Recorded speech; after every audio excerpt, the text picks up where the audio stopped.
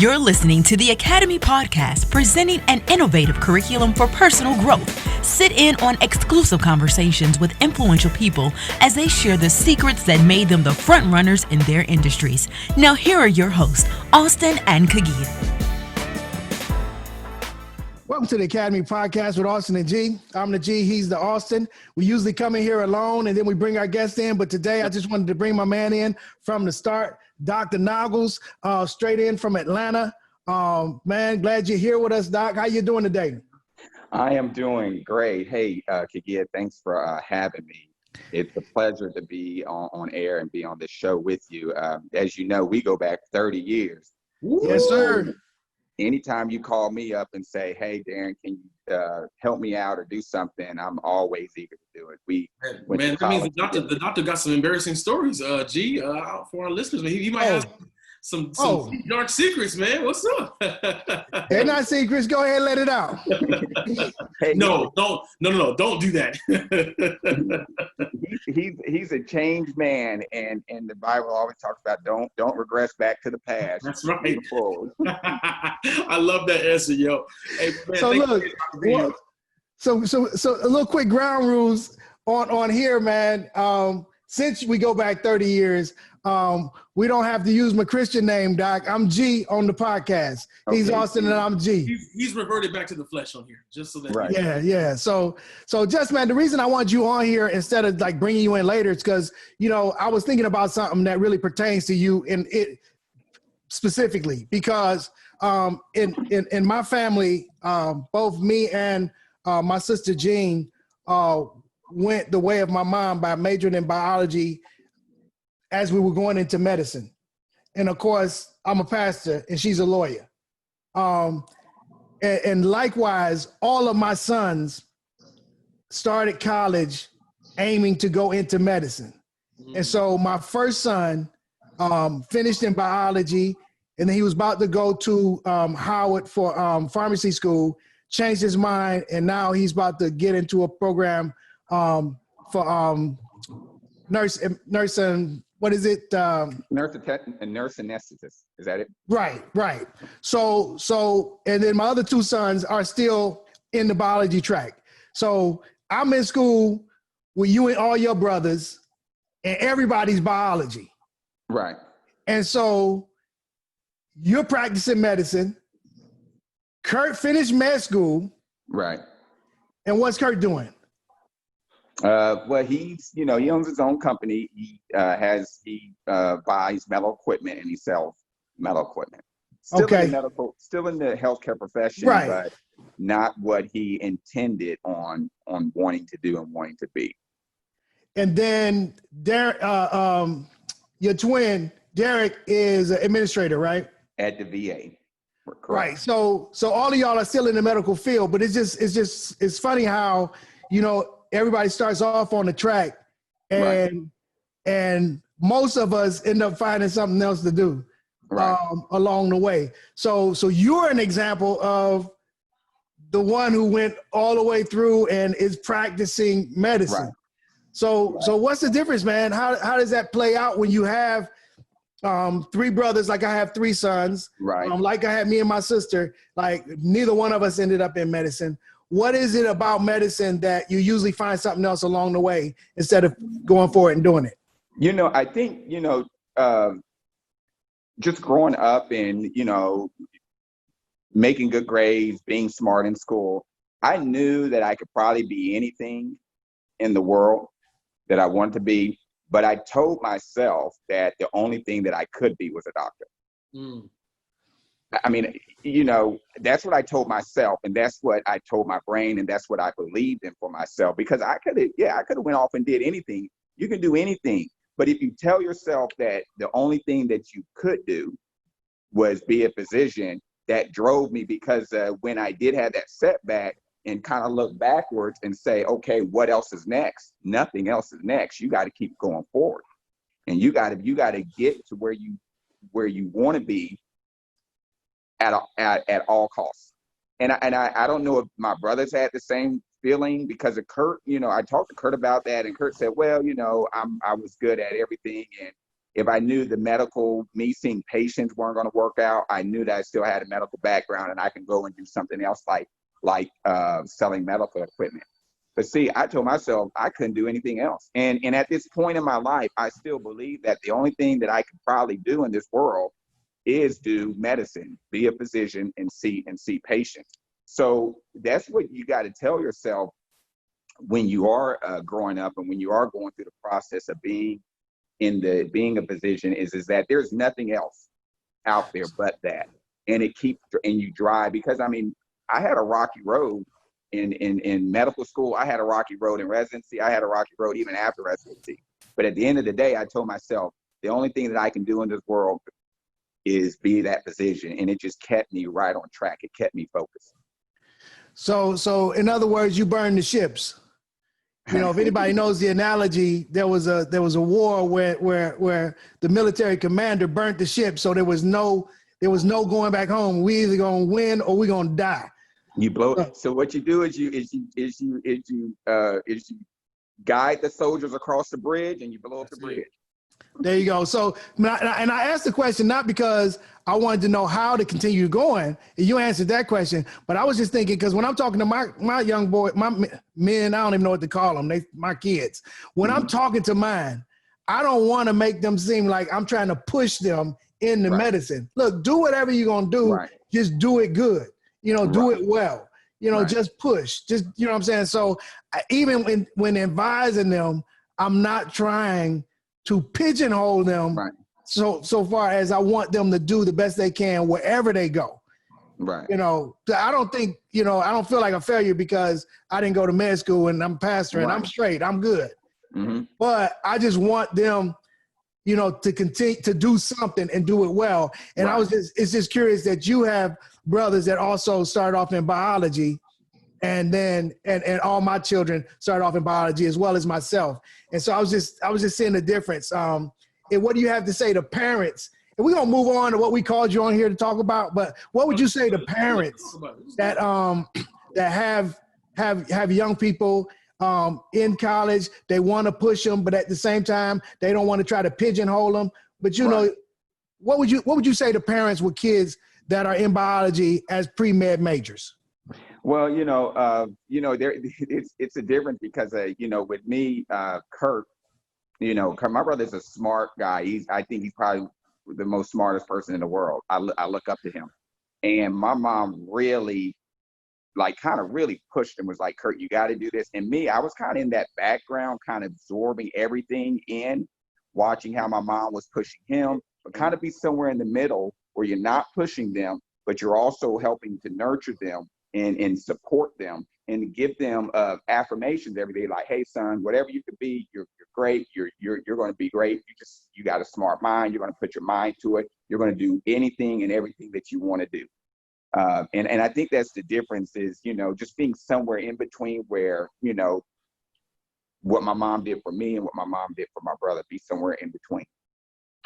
Do you feel like you had that support system, that push to kind of bring you to where you are now in terms of do you feel like you've made it, you've reached your goal, or does it feel like that same drive, that same push is still pushing you to just kind of climb to what's next? Well, I think in every phase of your life, you kind of have to reinvent yourself. Yeah. Where I was at 10 years ago is totally different from where I'm at right now. And also my mindset is also different. Back in 10 years ago, I was a gun-ho ER doc. I wanted to see the sickest patients. I was running to the rooms. Now it's different to where now I'm looking outside of emergency medicine and now starting to go into small business ownership and even build that small business into a big business, and hopefully one of these days build it into a business where I can go public and sell it. So that's kind of the mindset that I'm in right now. So every phase in life, you should look at differently and plan differently, and your goals should be different. They say that you create goals to achieve, but once you achieve one goal, then you set another goal, and it never ends in life. You'll be goal chasing your whole life, but you'll be growing in the process of chasing your goals. Doc, we got you on today. It's a lot that's going on in our society.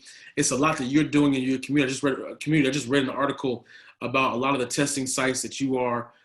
have for everybody really, but specifically for the African American community. An article that I just read based out of the Atlanta Journal. They talked a lot about how you gave some quotes on how you just kind of felt like the testing was still low for a lot of people of color, and that even though there's more testing sites up, people are still not getting the proper testing or being able to go. Talk to us a little bit about why you have that passion and what's taking place right now in Atlanta for you. So, first of all, if you look at the numbers in the U.S., we're leading the numbers in deaths, we're leading the numbers in new cases, and we're leading the number in really the unemployment rate in a country. When you compare a country, this is where we were before the COVID, and this was the unemployment rate. Now it's like a big increase. And if you look at the rest of the world, I don't think the rest of the world has had a big increase in unemployment rate. And if you look at it, we in the U.S. there's 760,000 cases confirmed of COVID.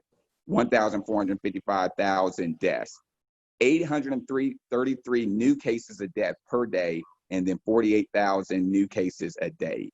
And if you look at where we were in May and look at where we were in now, we're rising, unlike the other countries like China, like Korea, like Italy, which was the epicenter at one time. They have plateaued and they have flattened their curve. And it's because of the measures that they're taking. All these countries that I'm mentioning, they're following the science of the disease rather than the politics of the disease. And we have politicized this whole infection to the point to where nobody knows exactly. The science and the politics are butting heads with each other. And how can that happen? And that's because the politicians have misguided us. Some of them, including our president, has misguided us in taking action. And what we needed to do way back in February 28th, when the first case of COVID virus was found in the U.S., and then in March 11th, when it was considered a pandemic. How come we didn't act on it? How come we didn't start testing then? About it shouldn't even politics shouldn't have its effect, but it's the weird politics that we got going on right now, where science can be construed as fake and conspiracy theories can be taken seriously by a lot more people. But I'm still looking, and we're not here solely to bash the president, but I got to a little bit because he still has, I still see these charts where it's like he's still got 40% of America. And they're like, he's down. But look, why is 40% of America, 40% of America, meaning about 60% of the people around in my neighborhood, are still looking at Trump like he's telling the truth and the science is a lie. Right. Because when you can say anything that you dislike is fake news, man, that's a setup. So now I seen a video of a guy going to a hospital yelling at the people like in the front, yelling at them saying, "Where are all the patients? I thought y'all said this place was full of people with COVID virus. Where are the long lines of sick people?" It's like, dude, they're in the rooms being taken care of. It's like, but our president has gotten 40% of people still believe this guy and anything he said. He said the exact opposite of what you just said. He said America just yesterday had the lowest deaths. No. Right. I know. No. You know what? Hey, the healthcare providers, we are doing our job in this pandemic. And when I say we're doing this job in the pandemic, if you look at the mortality rate of ICU patients back in March compared to now, if you went into the ICU with COVID-19 infection, you had a 59% mortality rate, meaning that 59% of the patients were going to die. Okay. You look at now, 40% of the patients who go into the ICU with COVID patients, there's only a 40% mortality rate. We have dropped the mortality rate of ICU patients by 30%. So the science is working, but until we correct the politics of it, the number of cases are going to go up. The unemployment rate is going to go up. The more lockdowns are going to go up until we correct the politics of this disease. Doc, can I ask you a question? We need a leader in order for that to be corrected. Absolutely. One of the hottest topics right now, Doc, and I want to get your opinion on this. As an ER doctor, you've seen it. We've already had an emergency nurse come on here a couple of weeks ago and talk to us. But I want to ask you a question about the listeners who are going to be listening to the pod or watching that say wearing a mask doesn't matter. Having my gloves on don't matter. Talk to us about, the president himself, well, if you want to wear one, I urge you to, but he'll never come out and just say, put it on. Talk to me about the struggle with that and why it's important to wear a mask. Okay, so one of the, if you look at the study, they said that if we would have implemented mandating mask, mandating the wearing a mask, and they're basically, it's not facts, but we're theorizing that if we would have implemented mandating a mask, we probably would have saved about 60,000 people from being infected. Wow. Just by wearing the mask. But they said that by mandating a mask, you're going to reduce the risk of infections. Thus, you're going to reduce the risk of, you're going to reduce the lockdowns, and then you're also going to have a better economy by just mandating people to wear masks. If you look at it, if I'm not wearing a mask and Kagia is infected, then I have 100% in chance of getting infected. Wow. If I'm wearing a mask and Kagia is infected, I have a 70% chance of getting infected. If both of us are wearing a mask, I only have a 1 to 3% chance of getting infected. That's it. And watch this. Watch this. Because they always talking about freedoms. They always talking about freedoms, right? That's I'm free. This is a free country, right? You trying to make me wear a mask. But in a country where we're talking about freedoms, look, you can't smoke everywhere. Right. Because finally they understand the science says if you smoke in front of this child, even if they don't smoke, by secondhand nature, you can make them sick. And so, you can't smoke everywhere anymore. And just like that, listen, you don't got to wear a mask inside your house. You fine. You go from your bedroom to your kitchen. You want to get you a little snack in the middle of the night. You don't have to put on a mask. But if you come around me and my kids, if you come out in public, just put on a mask. You might go jogging down the street. You don't have to wear a mask. You're not going to see nobody. All right, that's fine. Your neighbor way across the street. But if you go to the grocery store, just before you get out of your car, put on a mask. You're still free. When and like those numbers that I said, if it's concerning the health of others, and if I'm wearing a mask and I come around somebody who's infected, who's not wearing a mask, and I still have a 70% chance of getting infected, then that percentage is high enough for me to say you should be required to wear a mask. Right. Absolutely. Absolutely. In the home of the free. Home of, when you walk into a 7-Eleven store or gas station, they said that you have to wear shoes and a t-shirt and a shirt. Come on. Yeah, you got to wear shoes, but you don't have to wear. Hey, listen, we went to Huntsville a couple of months ago, man. We had to go through Atlanta. So I'm used to everybody wearing masks in North Carolina, man. I'm in Winterville, North Carolina. Everybody got their mask on, right? So we go through Georgia, and listen, I'm going to tell you the truth. I always forget to put on my mask. I take 2 steps away from my car, and I see everybody's mask on. I go back to my car and put on my mask because I forgot, right? In Georgia, well, I made it more than 2 steps. I got all the way into the little gas station, and I'm looking around, and I started getting scared. I had to hold my breath, run back out to my car and get my mask because nobody wearing a mask. I was like, Wait, did I time travel or something? What's going on here? But when the leadership doesn't do it, then the people aren't going to do it. I mean, you had Donald Trump in Tulsa giving his first rally or speech, and he's up there not wearing a mask, and half the people in that arena wasn't wearing a mask. What in that area where you have over 10,000 people in a confined space, people are going to think not to wear a mask. That's almost ignorant. I mean, yeah, it is. It's just. Look at you. You being real nice. Yeah, it definitely is ignorant, for sure. You know, I think too, we live in a society where people just kind of say, well, and we had this when we had Nurse Monique on. She was talking about how people just kind of say, well, this is not real. The government does this, the conspiracy, but the numbers don't prove that this is just some hoax. This is a real thing, and we have got to take the proper precautions. And I love Monique's solution. Monique said, hey, maybe it is the 5G towers. Maybe it is a conspiracy. Maybe it is the Democrats that started it. But whatever the case, people dying from it. It's here.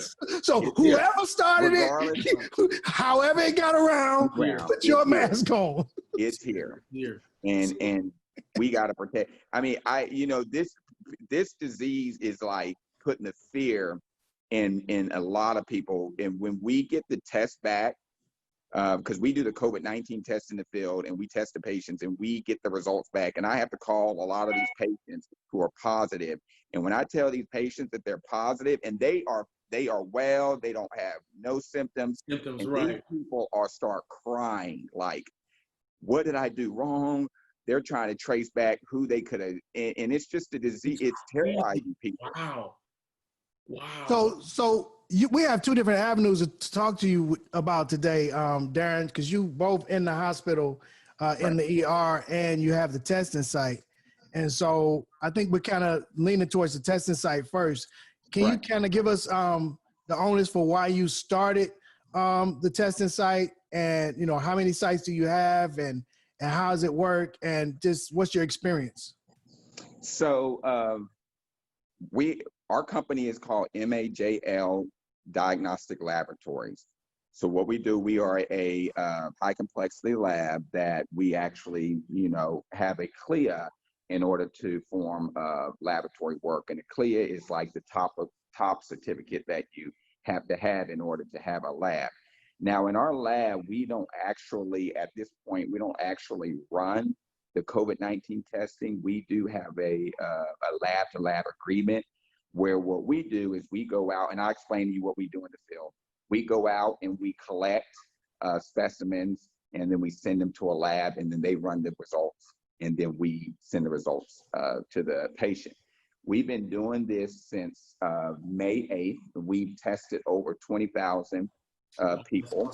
And what we do is we basically go to various places in Georgia. We've been as far as Macon, we've been to Savannah, we've been to Albany. We actually were in South Carolina a couple of weeks ago. We did 8 sites in South Carolina. At a busy week, we do between 2 to 3 sites a day. We send a group of team leaders out to each site. And we have a site where we actually register the patients to get the test, and then we actually perform the test. We do it outside. We don't do any of the tests in a closed building. It's a drive-through, okay? And we do 2 tests. We do the PCR nasal swab test, which is the actual test that most people are familiar with. And this is the test that basically tests you for the virus particles in your system. So when you test positive, it means that you are currently infected. If you are negative, then you're not currently infected. We take the samples by getting a sample through each nostril. And the accuracy rate of that at this time is about 80% accuracy. So you do have a 20% false negatives, very low false positives. If you're positive, then it's really accurate. Wow. The second test we do the serological test, which is basically, it's a finger stick where we draw blood and we test the blood for antibodies, okay? This is the one that a lot of people prefer to get. It's less uncomfortable than the nasal swab. The nasal swab, we have to go really far back into the nose because the virus tends to really hang out really in the back proximal portion of the nose. Wow, okay. So we do the serological test. It tests you for the antibodies. It doesn't mean, more than likely, if you test positive, it means that you're not currently infected. It means that you probably were infected at some time. If you had symptoms, you got through it. If you didn't have symptoms, you got through it, and now your body has antibodies and you have immunity. It doesn't guarantee you 100% immunity, but it does guarantee you some form of immunity compared to those who have never been exposed to the virus. And this virus being new to the world, nobody back in January had antibodies or had immunity to this virus because it was a new virus. That's why they call it a novel virus, because it's new. Nobody's ever had this virus before January, before the outbreak was in Wuhan, China. So help me out. If I'm lining up in my car, and I know it depends on what city I'm in. If I'm in a big city, maybe it's a longer line, maybe it's a shorter line somewhere else. But because I wanted to ask you, how long does it take? So I know that difference, so I'm not even going to ask that question. What I'll move on to ask is, because you alluded to the fact that some people would rather just get the finger prick. And I know the finger prick is just going to tell you, have I been exposed? Right. Have I been exposed? Oh, I already been exposed, but I got through it. Oh, that's good to know. That's information. Okay. Right. But the other test tells you whether or not you have it. Right. And so who do you suggest, like, what's going on in my life that tells me which test I should take, or that I should take both? Okay. So at our site, about 95% of the patients do both tests. And if you're going to get one done, you might as well get the other. It's not like, we test the one and then you have to wait for a long period of time to get the second test. Once you arrive to the place where you're going to take the test, where we're actually ready to test you, it takes about 3 minutes to perform both tests. Yeah. So, Wow. we go in, we do the nose, we're done with that. We go in, we do the serological, which tests you for the antibodies, 3 minutes. So if you're going, and we tell people, I was like, what, I just want one. I was like, well, if you're here, and a lot of times people, when we get to a site, there's already a line of cars waiting about a half a block. So I'm like, you sat in your car for 2 hours to come up here and get one test that we can do 2 in 3 minutes. So a lot of times I usually convince them to do both tests. So I've really never, so there's very few where they only, after I talk to them and explain to them, that they say, okay, I just still want one test. Because both tests, they give us 2 forms of data. They give us 2 forms of information about that patient. And it also gives us information, if you look at a sample, on how healthy, or the health of this nation as far as in terms of this COVID-19 infection. So the nasal swab, basically, that's an important test because it tells us that you're infected, and these are the ones that we want to get into their homes to isolate them. 2 ways the virus is going to die. The first way is if the patient dies. If the patient dies, the virus dies with the patient. The second way the virus dies is taking that patient who's infected, sticking him in his home for 14 days. The virus doesn't have another host to jump to, so the virus dies when that patient is isolating himself. So if you're not isolating yourself, the virus is not going to die because the virus needs a new host in order to live. Right. It's like survival of the fittest for the virus. I'm going to infect this person. I got 14 days. I got 14 days to infect somebody else to live on. And people don't know. So we got to get these. Hold on, Doc, let me just jump in and ask you a quick question, real quick. So what if I'm me and G, we're both feeling good. We got no symptoms at all. From this whole thing started, our family feels fine. Do we still go get tested? You still get back and tested, because guess what? 40% of people who are infected are asymptomatic, meaning they don't have any symptoms at all. 40% of the transmission of this disease is done by people who did not know that they were infected. And these are the people who are the mass spreaders. These are the people who are out there being essential workers, out there in bars, out there in public places, more likely not wearing a mask. And these are the people who are infected. Once you have symptoms and you are sick, most people are going to, and if they're not tested, if they're sick, they're going to stay home, and they're going to stay home, and they're not going to go out. If I get sick And if I'm not tested, I'm going to probably stay home and be less likely to go to my job or less likely to go to a function that a lot of people are going to be at. So yeah, 40% of the people who are asymptomatic are infected. And these are the people that we need to identify, because these are the people we need to isolate for 14 days to prevent the mass spread of this the disease. So yeah, so that's why people need to get the nasal swab. Now, the antibody test is also important, because if you do test positive for the antibodies, people can donate their plasma. Their plasma has antibodies, and their plasma is given to patients who are really sick, and patients get better. Okay. And it also gives the country some data to suggest that, okay, if 30% of the country is testing positive for antibodies, 30 to 40%, we're moving in the, I would say, in the right direction, as far as the more people who have antibodies, the less likely the disease is going to be transmitted from person to person, because if that person with antibodies is less likely to get reinfected. So what I'm hearing from you is very exciting, man, because I don't know why I didn't know this stuff. I guess that's why we had you on here. So you're not just testing so that people know they have the disease. You're also collecting data. Right. And this data is useful. Like, how many people like you have to be out there collecting data for the data to be useful? Is what you're doing alone its use, or does it go into a pool with other data collectors to be useful?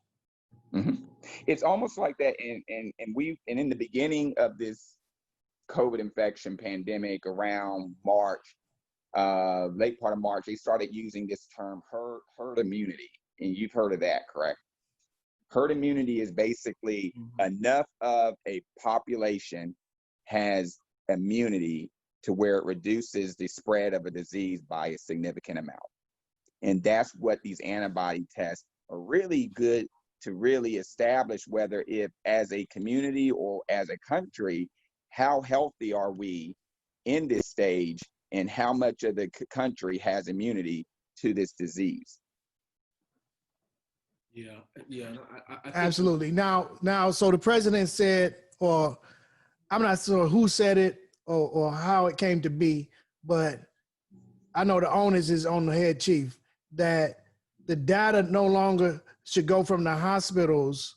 You know, the data on deaths should no longer go to CDC, but it now has to go to some other entity. How do you feel about that? And can you give us some more information on it?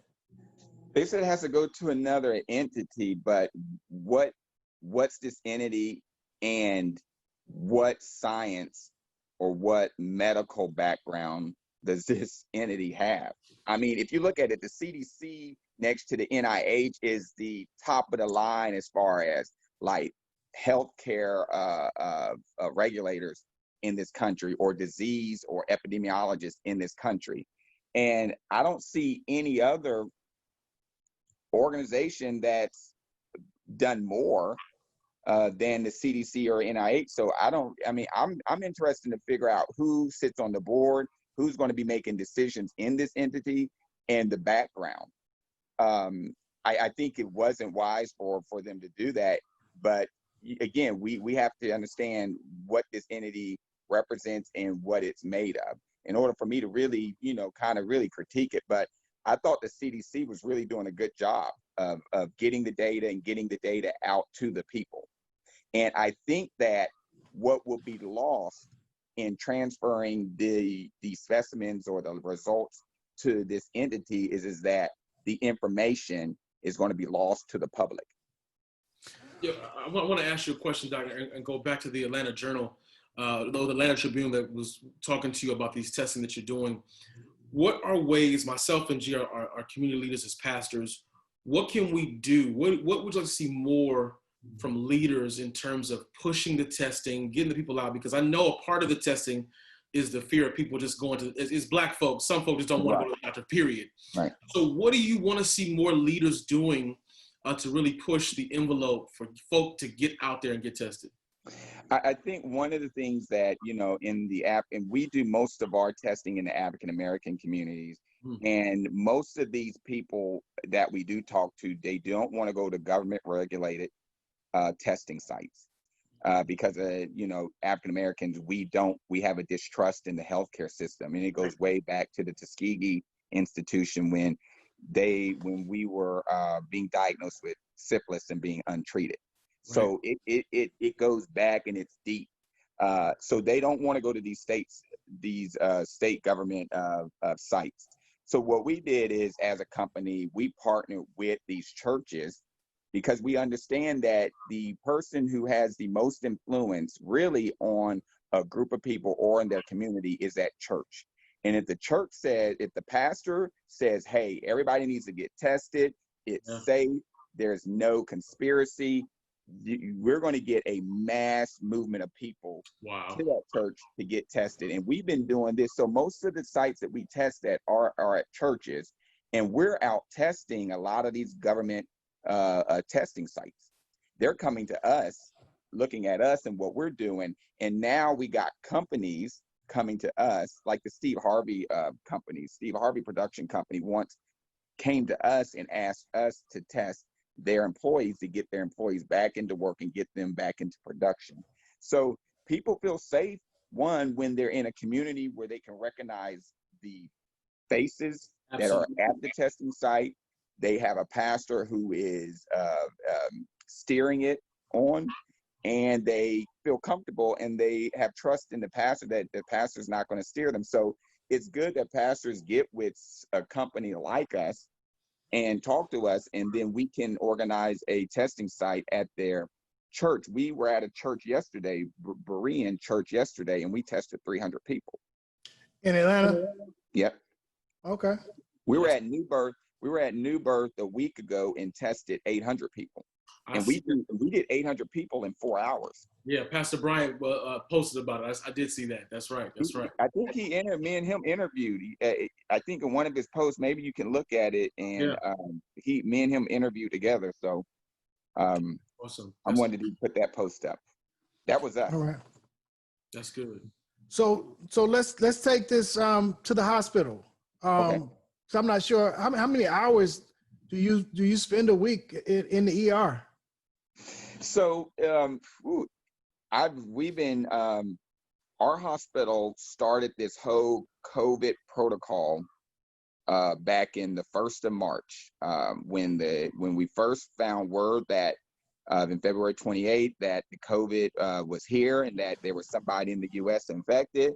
Soon as we found out in March, we were unorganized, but we identified that we got to take actions, and there's a new infection that's out there that we got to prepare ourselves. And we weren't prepared, but our ears were open. So the challenges that we had in the beginning is, one, there was not enough PPE, personal protective equipment for the nurses and for the doctors. We are much better now compared to back in March. We've come a long ways, and even understanding this virus, we've come a long ways since March. We didn't know who to screen. We didn't know who to test. And to this day, we are not still testing everybody that comes into the emergency department. There's still a criteria that you have to meet in order to get tested. Hopefully, one of these days, we'll get to the point to where we would test any and everybody who requests a test. But the reason why we can't do that is because there's still a shortage in tests that we run. And in the beginning, it was taking 10 to 21 days for us to get the results back to the patient. Now it take about, sometimes we can get it back in 30 minutes. The rapid test, the confirmation test, we can get back in 2 days. So we've moved a lot. We moved along in from the beginning to now in May, and we made good strides. So I want to, condemn our hospital because we were right on top of things, and it's busy. I work 10-hour days. I work in the COVID unit probably twice a week, where I'm fully gowned, fully in PPE from head to toe, protecting myself and protecting the nurses. Because as a physician, when you're leading a team, you also got to protect the nurses, because the responsibility of protecting the team, it falls on the doctor. So I have to make sure not only am I fully protected, but the team members that are in that room with me are fully protected. You know, we talk a lot about the first responders for tragedies, you know, fires, when things happen in our cities. But, you know, with COVID, you know, definitely medical professionals are on the front lines, that you are the ones that stepped up to get things, you know, really taken care of and worked really hard. You know, for you being an emergency doctor, already dealing with stuff that happens on the flight, talk about how you kind of run into, when you were 10 years ago, you would run into the rooms and willing to tackle anything. What are you seeing as an emergency doctor in this season, in this space right now, that is really been challenging for you?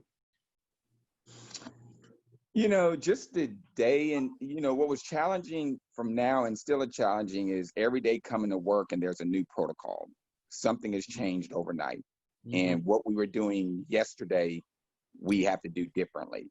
Wow. And that's a challenge, because now you have to every day keep up to date with the hospital's protocols and literature that they send out every night. They send out something new every day, that we have to do something new the next day.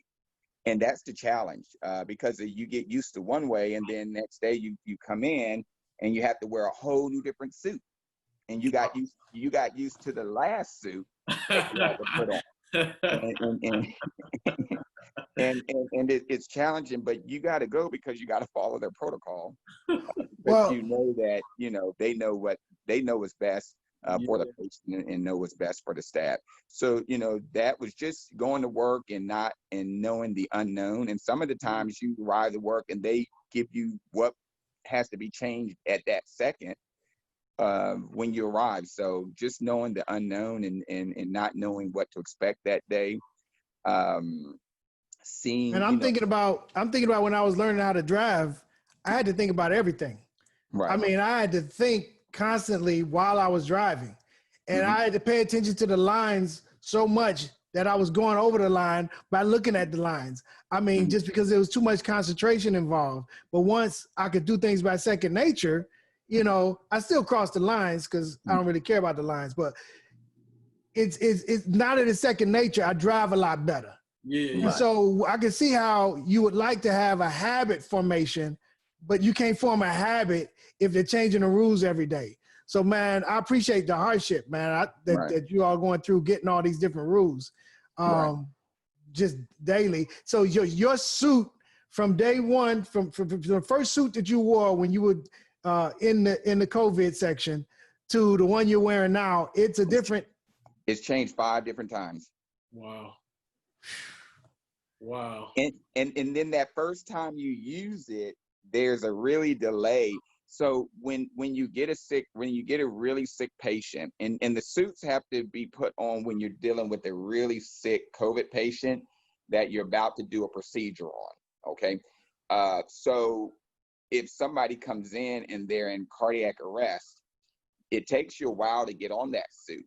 So that patient is in that room and just sitting there, nothing being done until waiting for you to put the suit on. Oh man! Fully put on a suit.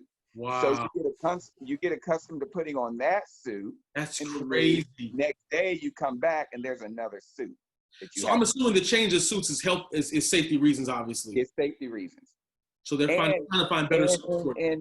And this goes against our instinctual medicine, the way we practice medicine. When somebody's dying in a room, the first thing I want to do is run in there, start doing chest compressions, start bagging them. And for somebody to stop me and say, hold on, you can't go in there now. You have to put on your suit before you go in there. That is it's very heartfelt, because you remember in medicine, time is tissue, meaning that the more you're not oxygenating the brain, the more you're not oxygenating the heart or the kidneys, the more that organ is dying. So it goes against everything that we were even trained to do, jump in and start saving a life rather than stop for a moment, protect yourself, and then go in there and start working on the patient. And it does make, and it makes sense, but it's different. It's a different feeling. Tell me, either on the good side or bad side, just a story, of something that made you feel real good, really feel good story, or something that just hurt, dealing with this COVID, man, in the hospital setting. All of it sucks, but Well, what's hurtful is I had a young, my first really bad outcome of a COVID patient was a young African-American male. He was about 42 years old. He had high blood pressure. He was kind of old on the B side. He came in and walking into the emergency department, and his oxygen level was just low. He wasn't breathing fast. He wasn't struggling breathing, but his oxygen level was low. And this was even before we knew how to really manage these patients, because we were intubating all these patients.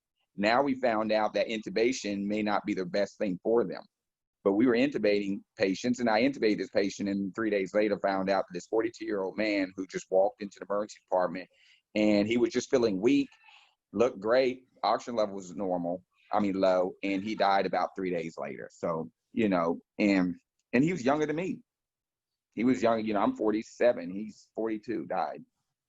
And, there's been some good cases where, people, they come in and they sick and they walk out of the hospital, out of the ICU, that was like, it was like kind of almost a death sentence when you were admitted to the ICU with COVID-19 infection, because remember, 59% of these patients didn't make it out of the ICU. Now we're down to less than 39, 40%.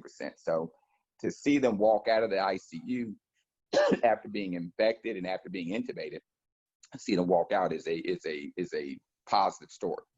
That we're doing things right now. I got to ask you, as a professional, someone who's been around this disease and been around just even the ER, you're used to trauma. Talk to us as an African-American man. How do you keep your stress level down? What do you do to kind of just, get your mind right, relax a little bit, because, 10-hour days, you see a lot. So what do you do as a successful Black man to remain cool and collected? Well, the first thing is just, my belief in the Lord is really kind of, helped me to kind of get my stress level down. I've lost a lot, not a lot of people, but I've lost enough to really affect the average person, or, to put effect on a person where it's really hurtful. I've lost kids, younger than one. I've lost one child my whole life in the emergency department, 20 years. I lost a 1-year-old, and that I to this day forward, I still see that child, still can recall the events that happened. The one thing that I've always realized is I always go back to the scripture in the Bible where it says, trust in the Lord with all thy heart, and lean not on your own understanding. Right. And a lot of times it goes through your mind like every day, I should have did this, I should have did that. And I just have to give it to God and say, what I don't understand, I'm going to just trust you and move on without beating myself up and not trying to understand everything, because everything in life, is not meant you to understand. Most of the things in life are probably not meant for you to understand if you believe in God. Right, that's right. Because you got to give it to Him. So in either case, in the emergency room or at the testing sites, what are some of the unexpected questions that you've gotten, that you've had to answer? Because it's our job to ask you questions. And I know myths. I want to know about the myths too. When people have crazy myths, Doc, you got to tell us about some of the myths that you've heard about COVID. Oh, we got myths like they said that testing the blood, we're putting in a computer chip, that we're giving them the virus by checking their blood. I mean. And this is all in the African American community, that we're putting in a chip, that we're giving them the virus, that this virus doesn't even exist and it's just a hoax. That people aren't that. Why should I test myself? I don't have any symptoms. Why am I getting myself tested? because 40% of the people who are infected don't have symptoms.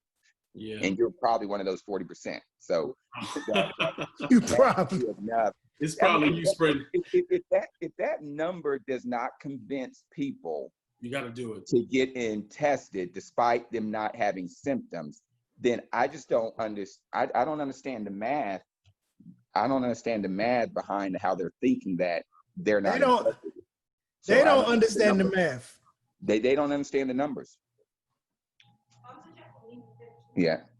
So, and those are the things, there's no way that they can be infected because they're not having any symptoms. We're giving them a chip. We're infecting them. It's a host. The whole thing. This thing is real.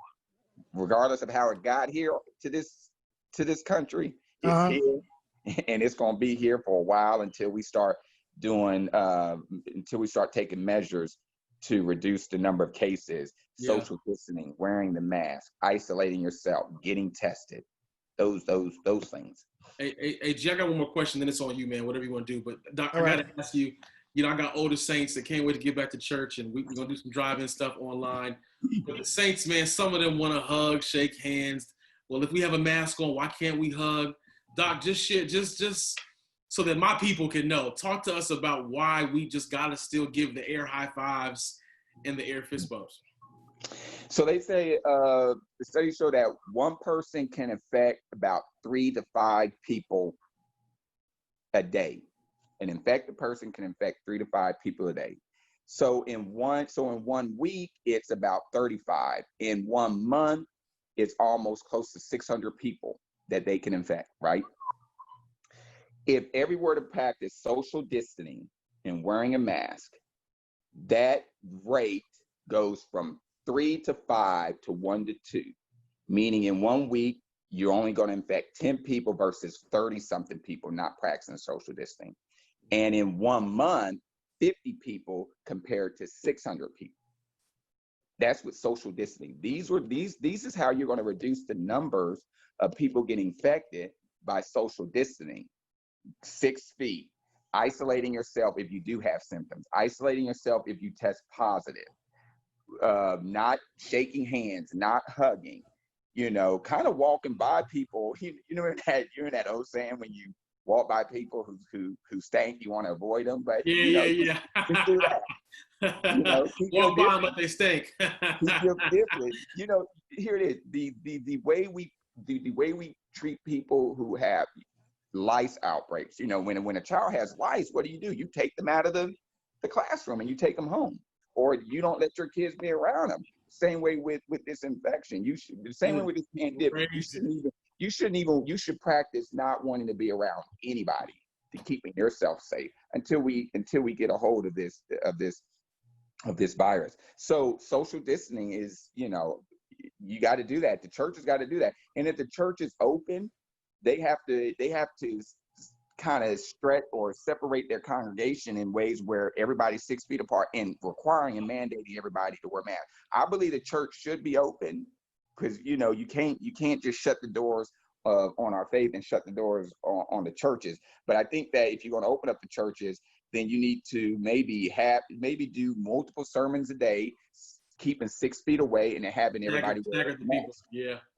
Yeah. And some churches are doing that, doing multiple services a day. Everybody got to, you got to adjust and acclimate to what the environment and what what's going on out in the world. And I think that we can do that. Yeah, we've done it this far. We walking around. 10 years ago when we saw the Asians wearing masks, we're like, what they wearing masks for? And now, we're wearing masks like 10 years later. Because I know you guys at one time when we saw somebody Asian wearing a mask in the U.S., we looked at them like, what's wrong with them? Yeah, they sick. They got something. No, well, we got to do that now. We got to do it. Yeah, man. All right. So we had a nurse on who worked in New York. She was one of the nurses that was sent to New York specifically to help out with COVID. 35 days. And one thing we asked her was about the fact that you all as frontline, we call you frontline workers because we're comparing it to being on the front line in the military. And I asked her the question because oftentimes we use military jargon to describe things like sports. We use military jargon to describe some things that don't really relate. That's not really, you can't really line up. Like, you know, you're not really going to war when you go and play a basketball game. It's game 7. It's not really like a war. But when we say, how do you feel about being called a frontline worker, being compared to a military action where it's a life and death situation?